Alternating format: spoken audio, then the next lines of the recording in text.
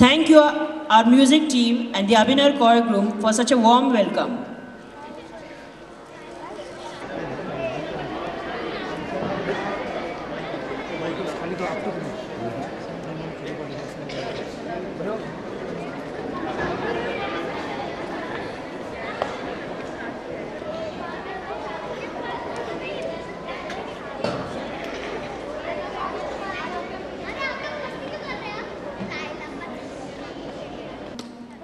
बक्षीस समारंभाच्या कार्यक्रमाला सुरुवात करण्यापूर्वी आजच्या आपल्या पाहुण्यांचा परिचय मी आपल्याला करून देणार आहे.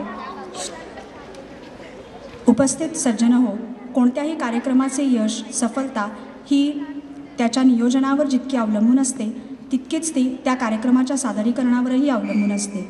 कदाचित म्हणूनच आपल्याकडे सूत्रधाराची फार जुनी परंपरा आपल्याला दिसून येईल. प्राचीन काळातील संस्कृत नाटके जर आपण वाचलीत तर आपल्या हे लक्षात येईल. थोडक्यात उत्तम सूत्रसंचालन हे उत्तम कार्यक्रमाच्या अनेक महत्त्वाच्या अंगांपैकी एक आहे.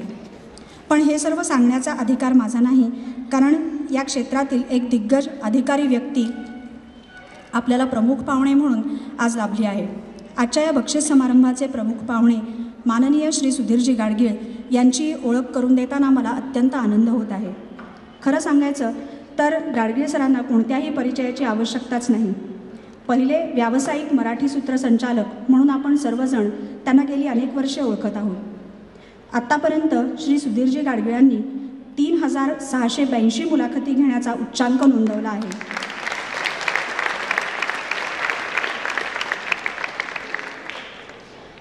गाडगीळ सरांनी माजी पंतप्रधान इंदिराजी गांधी, बाळासाहेब ठाकरे, शरदजी पवार, प्रमोद महाजन, लता मंगेशकर, आशा भोसले, अमिताभ बच्चन, सचिन तेंडुलकर, आर.सी. लक्ष्मण, रघुनाथ माशेलकर, माधुरी दीक्षित, शंतनुराव किर्लोस्कर इत्यादी मान्यवरांच्या मुलाखती घेतल्या आहेत. मंतरलेल्या चैत्रवनात व स्मरणयात्रा या मराठी चित्रपट संगीताची गेल्या 75 वर्षांची वाटचाल रसिकांपर्यंत पोहोचवणाऱ्या कार्यक्रमांचे निवेदन व संयोजन श्री सुधीरजी गाडगीळांनी केले आहे. पंडित भीमसेन जोशी यांच्या संतवाणी कार्यक्रमाच्या 100 प्रयोगांचे निरूपण निवेदनही सरांनी केले आहे. निवेदनाव्यतिरिक्त गाडगीळ सरांना 35 वर्षांचा पत्रकारितेचाही अनुभव आहे. याशिवाय मुक्काम, मुद्रा, लाईफस्टाईल, ताजतवानं आणि झगमगती दुनिया या 5 पुस्तकांचे लेखनही सुधीरजी गाडगीळांनी केले आहे. शासनाच्या पु ल देशपांडे सल्लागार समितीचे ते सदस्यही आहेत. केंद्रीय सेन्सॉर बोर्डाच्या सदस्यत्वाची धुरासुद्धा 3 वर्षे त्यांनी वाहिली आहे. वेगवेगळ्या कार्यक्रमांच्या निमित्ताने माननीय सुधीरजींनी चीन व पाकिस्तान या देशांव्यतिरिक्त सर्व जगभर प्रवासही केलेला आहे. सुधीरजी गाडगीळांच्या या भरीव कार्याची पावती त्यांना अनेक पुरस्कारांच्या रूपाने लाभली आहे. पुण्यातील सर्वोच्च असा पुण्यभूषण पुरस्कार, मटा सन्मान, माध्यमरत्न पुरस्कार, गदिमा पुरस्कार, विद्याधर गोखले पुरस्कार अशा तब्बल 48 पुरस्कारांचे ते मानकरी ठरले आहेत.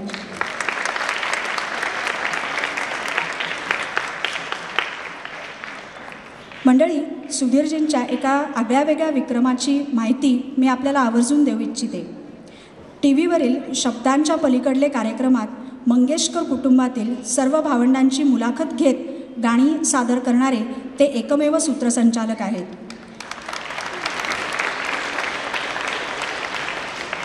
थोडक्यात सांगायचं तर सुरांना बोलतं करणारे ते जादूगार आहेत असं म्हटल्यास ते वावगं ठरू नये. म्हणूनच आजच्या या कार्यक्रमाला सरांची उपस्थिती अत्यंत औचित्यपूर्ण आहे. उपस्थित सज्जन हो, आमच्या अभिनव परिवाराचे हे वैशिष्ट्य किंबहुना परंपरा आहे की एकदा आमच्याशी जोडली गेलेली व्यक्ती आमच्या या कुटुंबाचा एक भाग होते.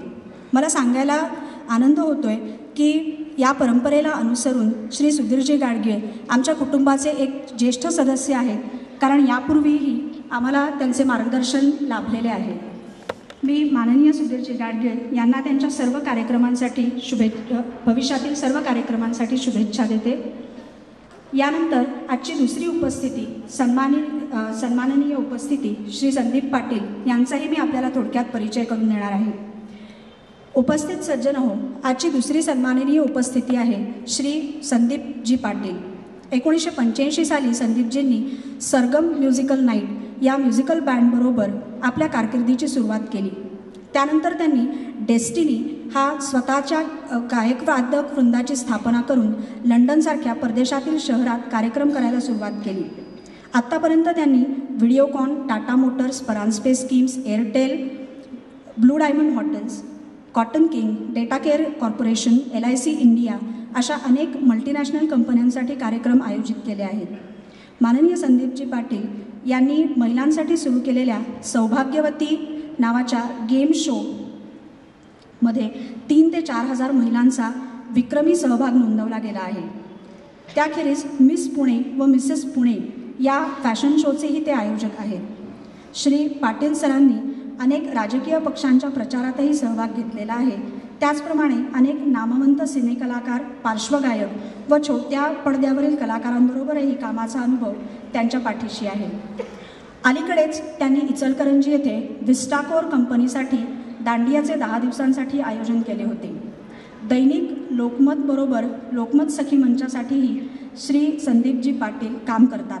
त्यांचं हे काम इतक्या मोठ्या प्रमाणावर आवडलं आहे की त्यांना गेम्स बॉन्ड ही पदवी त्याच्यासाठी दिली गेलेली आहे. देवजी जगताप यांना मी विनंती करते की त्यांनी दोन्ही मान्यवरांचे या ठिकाणी स्वागत करावे.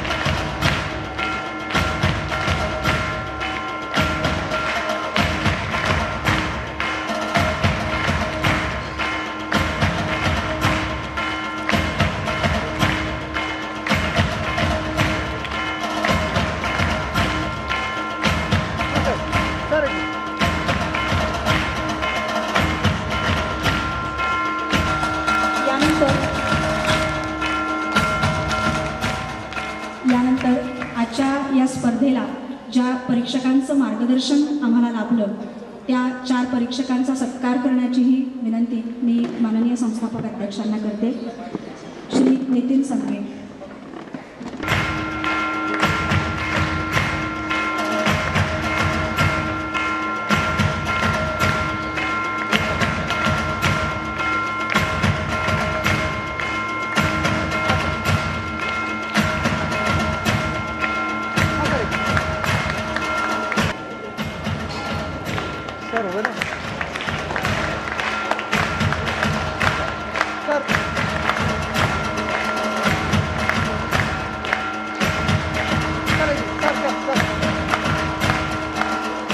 श्री मयूर महाजन,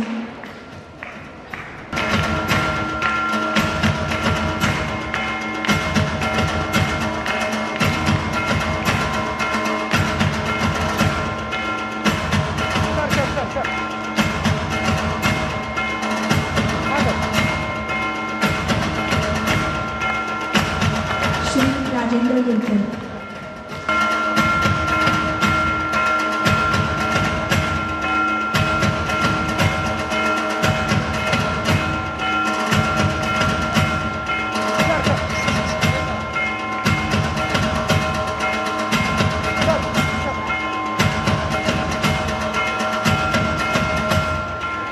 नमस्कार.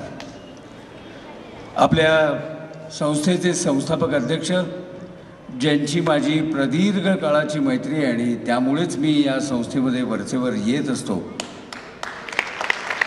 आमच्या दोघांचेही ज्येष्ठ मार्गदर्शक कैलासवासी आदरणीय रामकृष्ण मोरे हेच होते आणि तेव्हापासूनची सुरुवात झालेली आमची ही मैत्रीची वाटचाल आहे. मी जरी वरचेवर येत असलो तरी बऱ्याचदा आत्ता आलो तसा कार्यक्रमाच्या अगदी शेवटच्या क्षणी येऊन ठेपतो का आणि सांगताना मग वाटेतल्या वाहतुकीच्या कोंडीपासून अनेक कारणं देत जातो. ती खोटी नसतात, खरीच असतात, पण ही गृहीत धरून थोडं आधी निघायला पाहिजे ते माझ्याकडनं निघणं होत नाही. कारण सगळ्यांना ह्यांना सांगतो तसं अनेक जवळच्या मित्रांना येतो सांगितल्याप्रमाणे कोणालाही दुखवायचं नसल्यामुळे वेळेच्या मर्यादेपेक्षा जास्त कार्यक्रम घेऊन ठेवलेले असतात.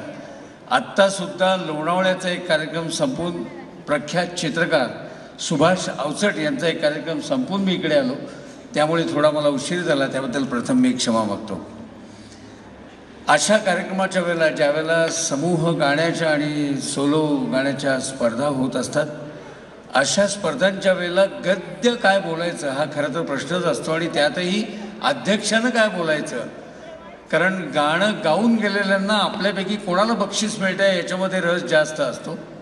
त्यांच्या जमलेल्या पालकांना आपल्या मुलाला मिळतं आहे की नाही यात रस असतो. आणि बाकीच्या या छोट्या मुलांना अध्यक्षाचं भाषण हा एक थोडासा प्रश्नचिन्हच असतं. याचा अनुभव गाण्याचे कार्यक्रम करणाऱ्या मी स्वतः अनेक वर्ष घेतलेला असल्यामुळे गाण्याच्या कार्यक्रमाच्या वेळेला इकडनं कमी बोलायला पाहिजे याचं भान माझ्या डोक्यात पक्कं आहे. त्यामुळे मी जास्त बोलणार नाही आहे.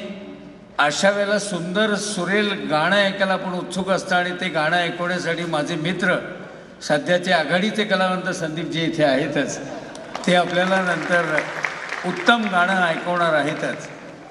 मी फक्त एवढंच सांगेन की गाणं ही एकमेव गोष्ट अशी आहे की जी तुमचे सगळे ताण त्यातल्या त्यात उपस्थित पालकांसाठी, शिक्षक प्राध्यापकांसाठी आणि जर वरिष्ठ विद्यार्थ्यांसाठी म्हणूनच अशा तऱ्हेचं भाषण करायचं असतं. त्या अनुषंगाने मी सांगतो, माझ्या स्वतःच्या अनुभवातनं सांगतो की गाणं ही एकमेव गोष्ट अशी आहे की ज्या गोष्टींनी सर्व तऱ्हेचे दैनंदिनीतले ताण, अडचणी, संकट या सगळ्याला विसरून जाऊन पूर्ण आपण आपल्या स्वतःच्या विश्वात मस्त आनंद घेऊ शकतो. अशी सूर ही एकमेव गोष्ट आहे. आणि माझं भाग्य असं की मला भावगीताच्या प्रांतामध्ये गजाननराव वाटवे, मालती पांडे, ज्योत्स्ना बोळे, कुमुदिनी पेडणेकर ते अरुण दाते, हृदयनाथ मंगेशकर ते श्रीधर फडके अशा 3 पिढ्यातल्या भावगीत गायकांच्या गाण्याच्या कार्यक्रमाचं सूत्रसंचालन करण्याचं भाग्य लाभलं. आणि त्यानिमित्तानं 3 पिढ्यातल्या भावसंगीताचा धावता आढावाच मला घेता आला.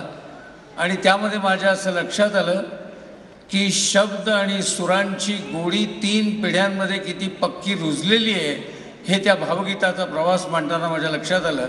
श्रीमंत दगडूशेठ हलवाई गणपती ट्रस्टच्या शतक महोत्सवी कार्यक्रमामध्ये मी तो प्रवास 3 पिढ्याचा मांडलेला होता.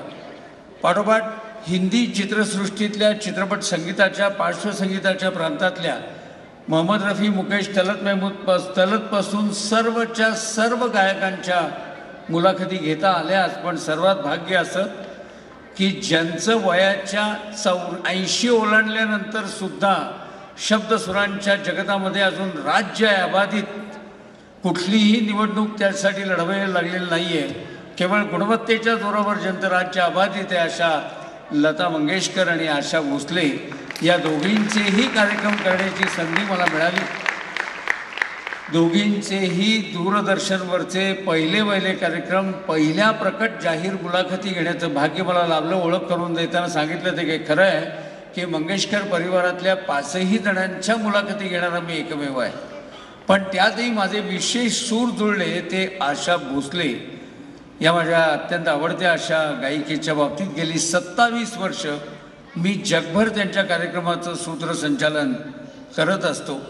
आणि ते करत असताना माझ्या लक्षात आलेली गोष्ट अशी, जी इथे जी स्पर्धेला आलेली गायक मंडळी आहेत त्यांनी लक्षात ठेवण्यासारखी आहे, स्पर्धेत सहभागी झालेल्या मंडळींनी, की आता बऱ्याचदा एखादं बक्षीस मिळालं आणि नंतर कार्यक्रम करायचा असेल ती करू घे असं म्हणून जरा जास्तच आत्मविश्वासाने सहजतेने स्टेजवर येणं होतं. पण 80वं वर्ष ओलांडल्यानंतर सुद्धा आशाबाईंना एखादा कार्यक्रम करायचा असेल तर वादक सगळे पुण्यातलेच असल्यामुळे त्या मुंबईहून पुण्याला येऊन 3 तास संपूर्ण कार्यक्रमाची सविस्तर रिहर्सल याही वयात आजही करतात. नंबर 1च्या पदावर प्रदीर्घ काळ असण्यामध्ये अंगभूत सुरेल गुण असणं हा जसा भाग आहे, तसं कुठलीही गोष्ट कॅज्युअली करून टाकणं असं न करता प्रत्येक गोष्टीची पक्की पूर्वतयारी करून मगच लोकांसमोर पूर्ण आत्मविश्वासाने जाणं हे आपण सर्व मंडळींनी या माणसांकडनं शिकण्यासारखं आहे. आशाबाईंच्या या गुणाच्या जोरावर दुसरा भाग एक शिकण्यासारखा मला या यशस्वी गायकांच्या बाबतीत माझ्या अनुभवातून जाणवलेला असता. 2011 मध्ये पुण्याच्या रमणबागेमध्ये मी आशा भोसलेंचा एक शो करत होतो आणि त्या शोमध्ये पावसाळ्यात